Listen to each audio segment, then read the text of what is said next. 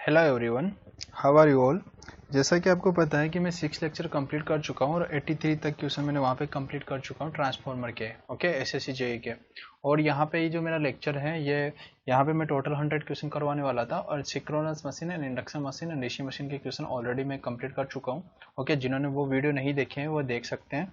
और यहाँ पे ये क्वेश्चन है, ये पार्ट आपका 7 है, ठीक है। तो यहाँ पे कंटिन्यू करते हैं, टाइम वेस्ट नहीं करते हैं क्योंकि इसमें थोड़े से ज़्यादा क्वेश्चन है, 16 to 17 क्वेश्चन है। तो देखो कि 84 question, two transformer are to be operate in parallel. सच देखिए, टू ट्रांसफॉर्मर है, फर्स्ट ट्रांसफॉर्मर ये रहा और सेकंड ट्रांसफॉर्मर ये रहा बी।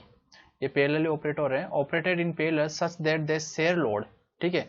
ये लोड शेयर करते हैं, ठीक है। आपने ये लोड कनेक्टेड कर दिया यहाँ पे, ये load, they share load is proportional to their KVA rating, ठीक है। आपका जो लोड है, जो आपने लोड शेयर किया है, प्रोपोर्शनल टू क्या है, KVA rating, okay. The rating of first transformer is 500 KVA, इसका क्या है 500 केवीए इसका रेटिंग है। And it's per unit impedance is 0.05, okay, 0.05 per unit, okay. If the rating of second transformer is 250 KVA, okay, second का जो KVA rating है वो है ठीक 250 KVA. It's per unit leakage impedance, ठीक है।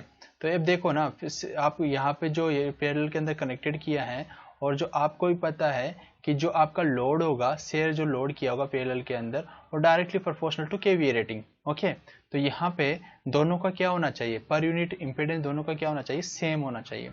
तभी तो सेम लोड यहाँ पे लोड को सेम पावर ये प्रोवाइड कर पाएंगे और लोड के डायरेक्टली प्रोपोर्शनल केवीए रहेंगे। तो यहाँ पे भी आपका जो बी लोड होगा, भले उसका केवीए कितना भी हो, तो यहाँ पे इसका भी तो रिएक्टेंस कितना होगा, 0.05 ही होगा, पर कोई चेंजेस नहीं आएगा, नो चेंजेस, ओके, याद रखना। Option C. Question number 85, a transformer at no load, ठीक है, आपका ट्रांसफॉर्मर है, एट नो लोड कंडीशन की बात हो रही है, is excited by rated voltage, okay, इसे रेटेड वोल्टेज से एक्साइट किया जाता है। Now a cut is made in transformer yoke, thus creating a small air gap with it. तो आपका जो ट्रांसफॉर्मर है, ये ट्रांसफॉर्मर है, स्टार्टिंग कंडीशन में आपके पास ये ट्रांसफॉर्मर है, ठीक है। और ये वाइंडिंग और ये आपने यहाँ से सप्लाई दे रखी है एसी, ओके। आप क्या कर रहे हो कि आप इस कंडीशन में क्या कर रहे हो कि सेकेंडरी कंडीशन में आप यहाँ पे इसका जो ये योक है उस पर क्या कर देते हो, इसको एक छेद कर देते हो योक पे, ओके। तो आपके पास ये योक है और ये लिम्ब है, ठीक है। तो आपके ने क्या कर दिया कि ये आपके पास ये ट्रांसफॉर्मर बना दिया आपने और यहाँ पे ये छेद कर दिया, ठीक है, क्योंकि आपने छेद कर दिया। तो छेद आपने जैसे ही यहाँ पे कर दिया तो उस कंडीशन में क्या होगा कि इस कंडीशन में आपका क्या होगा, रिलक्टेंस क्या हो जाएगा, इंक्रीज हो जाएगा, ठीक है। क्योंकि आपको भी पता है कि एयर के डायरेक्टली प्रोपोर्शनल रिलक्टेंस होता है, अगर जिसको नहीं पता वो यहाँ से याद रखना। एयर के डायरेक्टली प्रोपोर्शनल क्या होता है, रिलक्टेंस होता है। एयर गैप बढ़ेगा तो रिलक्टेंस भी बढ़ेगा, ओके। और फ्लक्स डायरेक्टली प्रोपोर्शनल टू क्या होता है, एमएमएफ बाय रिलक्टेंस, ओके। अगर रिलक्टेंस कम हो जाएगा तो फ्लक्स सॉरी रिलक्टेंस ज़्यादा हो जाएगा तो फ्लक्स क्या हो जाएगा, कम हो जाएगा।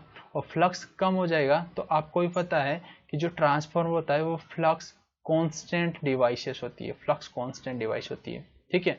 तो अब इस फ्लक्स को कांस्टेंट कैसे करोगे, क्योंकि आपका रिलक्टेंस पार्ट इंक्रीज हो रहा है, ठीक है, और आपका ये फ्लक्स का पार्ट क्या हो रहा है, डिक्रीज हो रहा है, ठीक है। तो फ्लक्स को कांस्टेंट करने के लिए आप क्या करोगे, जो मैग्नेटाइजेशन पावर है, मैग्नेटाइजेशन करंट क्या करोगे, यहाँ पे इंक्रीज करोगे, तभी तो आपका फ्लक्स कांस्टेंट रह पाएगा, ओके। तो आप क्या करोगे, फ्लक्स तो आपका डिक्रीज हो जाएगा बट आप मैग्नेटिक जो करंट होगी वो इंक्रीज हो जाएगी। और जब ये इंक्रीज होगी तो आपका जो ट्रांसफॉर्मर का कंडीशन है फ्लक्स कांस्टेंट डिवाइस का, वही आपका सेटिस्फाइड हो पाएगा, तभी सेटिस्फाइड हो पाएगा। अगर ये भी डिक्रीज हो गया तो आपका फ्लक्स कांस्टेंट डिवाइस सेटिस्फाइड नहीं होगा और आपका जो ट्रांसफॉर्मर है उसका वर्किंग प्रिंसिपल भी फेल हो जाएगा, ओके। तो इसलिए याद रखना कि आपका फ्लक्स डिक्रीज हो जाएगा और इसके कांस्टेंट रखने के, इस फ्लक्स को कांस्टेंट करने के लिए मैग्नेटाइजेशन करंट भी आपका इंक्रीज हो जाएगा, ओके। तो ऑप्शन देख लो, कोर फ्लक्स विल डिक्रीज, बिल्कुल सही है, and magnetization current will be increase, okay, तो ऑप्शन कौन सा हो जाएगा, ए। ठीक है, तो आपका मैग्नेटाइजेशन करंट क्या हो जाएगा, इंक्रीज हो जाएगा एंड कोर फ्लक्स आपका डिक्रीज हो जाएगा। ओके, और इसको कांस्टेंट करें। ये सारी कंडीशन आपको समझ में आ गई होगी। क्वेश्चन नंबर 85 86 यहाँ पे गलत नंबर लग गया शायद। ठीक है, देखो, two transformer with equal rating and negligible excitation current connected in parallel. Okay, आपका जो ट्रांसफॉर्मर है आपने पैरेलली कनेक्टेड कर रखा है। Okay, connected in parallel, share the load, आपने लोड जो यहाँ पे लोड कनेक्टेड कर रखा है उसको शेयर कर रहा है। ठीक है, share the load in the ratio of KVA rating only. ठीक है, ratio of KVA rating only if their per unit impedance are. Per unit impedance अभी थोड़ी देर पहले बताया, जब इस लोड को शेयर करेंगे तो आपका जो केवीए रेटिंग होगा वो कोई डिफरेंट नहीं होगा। आपका जो यहाँ पे 500 तभी बताया, 500 हो या यहाँ पे 250 हो, कितना भी हो, दोनों का जो पर यूनिट इम्पिडेंस होगा वो सेम ही होगा। जैसे वहाँ पे 0.5 था तो यहाँ पे भी 0.5 ही होगा। ये याद रखना जब इसको इक्वल लोड शेयर कर रहे हो तो। ठीक है, दोनों का सेम ही रहता है, याद रख लेना इस कंडीशन को। ओके, इंपॉर्टेंट क्वेश्चन है, question A. Okay, question number 88, a transformer can not raise the voltage of a DC supply because. ठीक है, तो ये क्वेश्चन आपको समझ में आ गया होगा कि transformer can not raise the voltage of DC supply, क्योंकि आपको भी पता है कि जो Faraday law of electromagnetic induction होता है, क्योंकि आपको भी पता है कि जितनी भी मशीनें होती है वो Faraday law of electromagnetic induction पे ही वर्क करती है। ओके, तो Faraday law of electromagnetic induction क्या होता है, माइनस तो लेंज में लग जाता है N D phi by D of T. ठीक है, तो आप यहाँ पे एसी क्यों यूज करते हो, एसी इसलिए यूज करते हो कि एसी से आपका जो rate of change of flux होता है वो रेट ऑफ फ्लक्स होता है वो चेंज होता रहता है with respect to time. Okay, अगर आपने देखो डीसी यूज कर लिया तो इंड्यूस ईएमएफ क्या हो गया, आपका जीरो हो गया, क्योंकि आपका rate of change of flux तो हुआ ही नहीं, rate of change of flux क्या हो जाएगा, जीरो हो जाएगा, तो इंड्यूस ईएमएफ क्या हो गया, जीरो हो गया। ओके, तो इसीलिए आप क्या कर दोगे, transformer can not raise the voltage of DC supply, इसलिए आप डीसी यूज नहीं करते हो, इसलिए आप एसी यूज करते हो, क्योंकि एसी यूज करोगे तो आपको इंड्यूस ईएमएफ भी मिल जाएगा, क्योंकि rate of change of flux with respect to time, जो आपका फ्लक्स होगा वो चेंज होता रहेगा। वही तो फेराडे लॉ होता है। जिसने फेराडे लॉ के बारे में नहीं पता वो मेरा फोल्डर में जाकर डीसी मशीन में सेकंड लेक्चर देख सकते हो, वहां पे मैंने अच्छे से बताया इसको। फर्स्ट या सेकंड लेक्चर एक बार देख लेना। तो यहाँ पे क्या हो जाएगा, Faraday law of electromagnetic induction are not valid since rate of change of flux are zero. Okay, option C. Question number 89, if the percentage impedance of the two transformer working in parallel. देखो parallel पे बहुत सारे question बन रहे तो ये important है। Okay, if the percentage impedance of the two transformer working in parallel are different then. ठीक है, देखो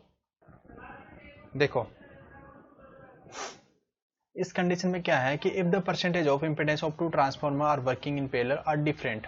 ओके, आपकी जो टू ट्रांसफॉर्मर, देखो पैरेलल कंडीशन में बात कर रहा हूँ, टू ट्रांसफॉर्मर है, आपको लोड को सेम पावर लोड को शेयर करते हैं ये। ठीक है, और इनका यहाँ पे इंपेडेंस होता है सेम होता है, केवीए और केवीए सेम पावर के लिए। अब यहाँ पे क्या बोल दिया है कि आपका जो परसेंटेज ऑफ इंपेडेंस है टू ट्रांसफॉर्मर का working in parallel are different, उनका जो वर्किंग हो रहा है वो डिफरेंट हो रहा है। ठीक है, तो आपका जो यहाँ पे जो आपको भी पता है कि यहाँ पे जो परसेंटेज इंपेडेंस होता है वो सेम होता है। ओके, बट यहाँ पे इसका वर्किंग फिर भी डिफरेंट हो रहा है। इसका रीजन क्या है, तो इसका रीजन ये है क्योंकि आपके दोनों के दोनों ट्रांसफार्मर तो सेम तरीके से चल रहे हैं, बट उनमें उनका वर्किंग अलग अलग हो रहा है। ओके, तो इसका रीजन क्या है, इसका रीजन यही है कि यहाँ पे पावर फैक्टर में क्या होगा, डिफरेंस होगा दोनों में। ओके, तो ऐसा पॉसिबल है, ऐसा नहीं कि ऐसा पॉसिबल नहीं है, बट पावर फैक्टर डिफरेंट होना चाहिए। ओके, तो ऑप्शन देख लो यहाँ पे, पहले ऑपरेशन विल नॉट पॉसिबल, बिल्कुल पॉसिबल है बट पावर फैक्टर अगर डिफरेंट है तो।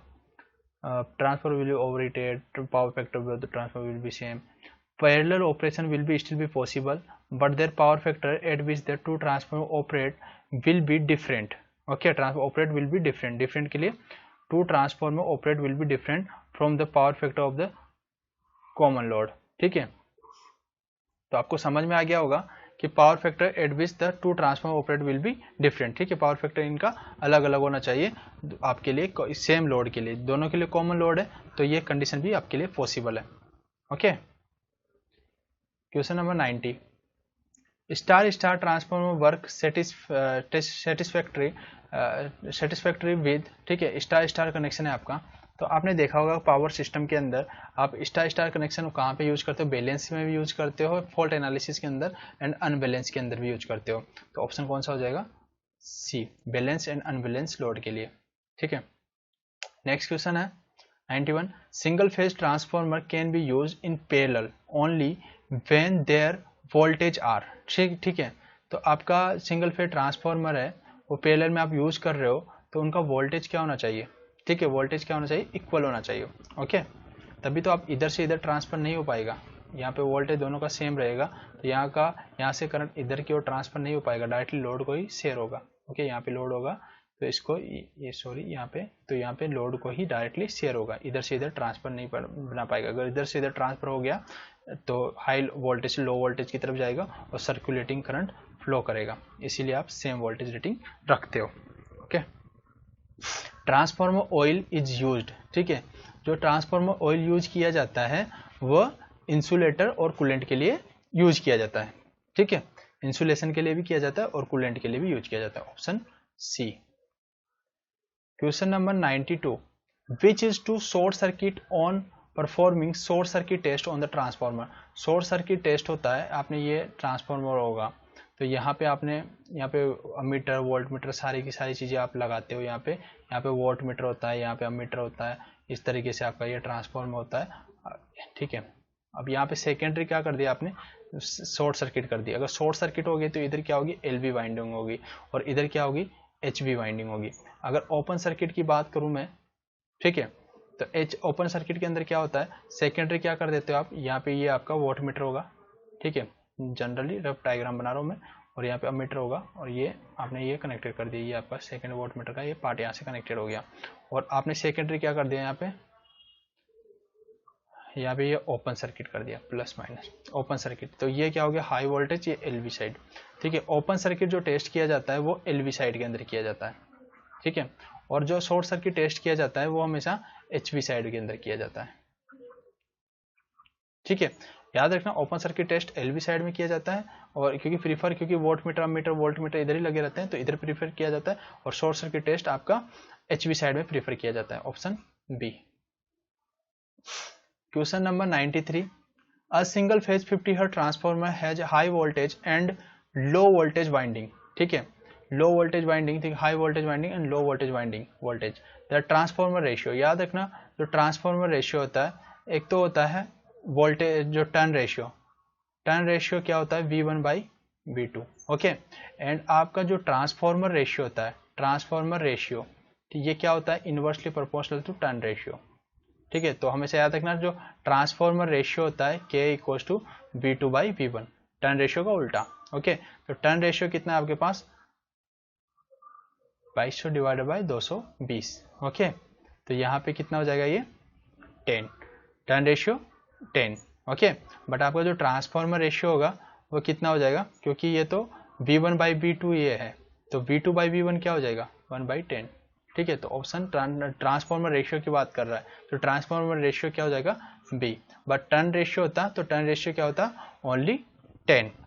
Okay, question number 94, the core flux in transformer depend mainly on. ठीक है, जो आपका कोर फ्लक्स होता है ट्रांसफार्मर पे वो किस पे डिपेंड रहता है, तो आपको भी पता है कि जो वो वोल्टेज एंड फ्रीक्वेंसी पे डिपेंडेंट रहता है। ठीक है, जैसे आप एसी सप्लाई देते हो, डीसी पे क्यों ऑपरेट नहीं करता है, क्योंकि डीसी में फ्रीक्वेंसी 0 होती है।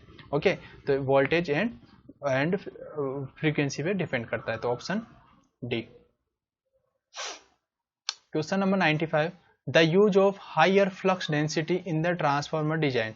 ठीक है, आपको हायर फ्लक्स डेंसिटी चाहिए ट्रांसफार्मर में, तो किस तरीके से आप डिजाइन करते हो, क्योंकि आपको पता था, मैंने एक क्वेश्चन कराया था, B proportional to V/F।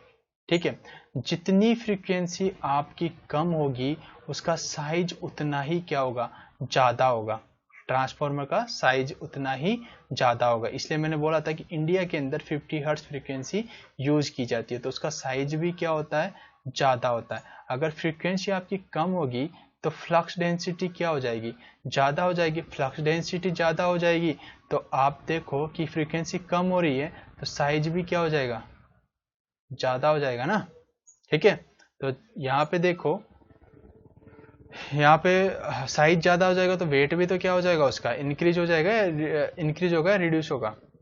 Generally बात है इंक्रीज ही होगा ना, साइज बढ़ेगा तो वेट भी तो बढ़ेगा ना उसका। ठीक है, तो यहाँ पे देखो, तो higher flux density in the transformer design to increase the weight per KVA.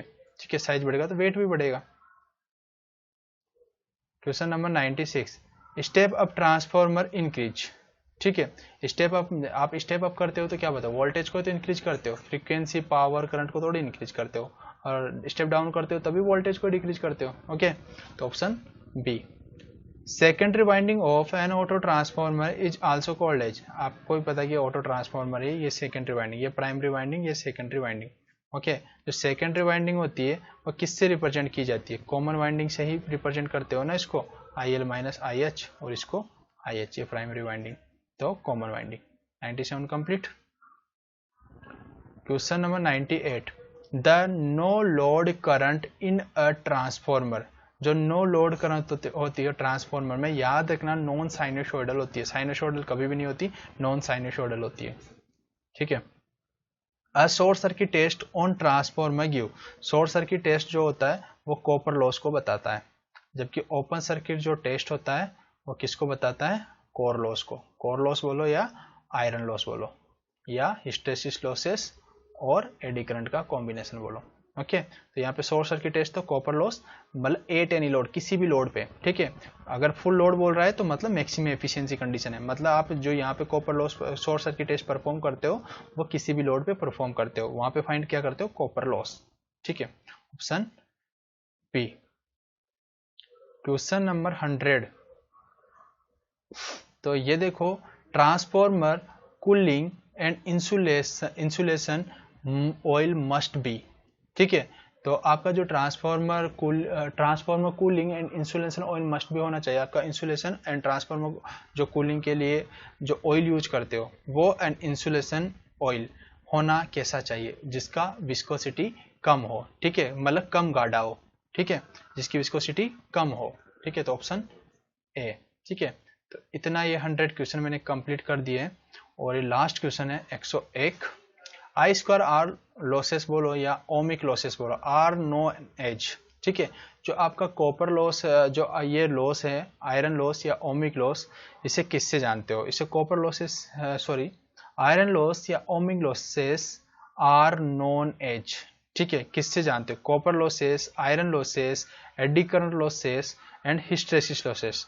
General दिख रहा है ये लॉसेस कौन सा है आपका, कॉपर लॉसेस। ओके, तो आपको लेक्चर अच्छा लगा हो तो इसको शेयर करो, सब्सक्राइब करो, एंड आप टेलीग्राम चैनल ज्वाइन करो। ठीक है, जितना ज़्यादा शेयर कर सकते हो उतना करो, और आपको अच्छा लग रहा हो तो कमेंट करके बता सकते हो कि आपको अच्छा लग रहा है, तो मेरे को पता चल जाएगा कि आपको अच्छा लग रहा है, क्या कमी है क्या नहीं है, और आगे आगे आपको टेक्निकल से रिलेटेड सारे वीडियो मिल जाएंगे। ठीक है, चलो मिलते हैं नेक्स्ट लेक्चर के अंदर। अब जो नेक्स्ट लेक्चर में अब स्टार्ट करने वाला हूँ, देखो यहाँ पे मैंने मशीन के पार्ट कंप्लीट कर दिए हैं सारे के सारे। अब जो मैं पार्ट स्टार्ट करने वाला हूँ वो है पावर सिस्टम।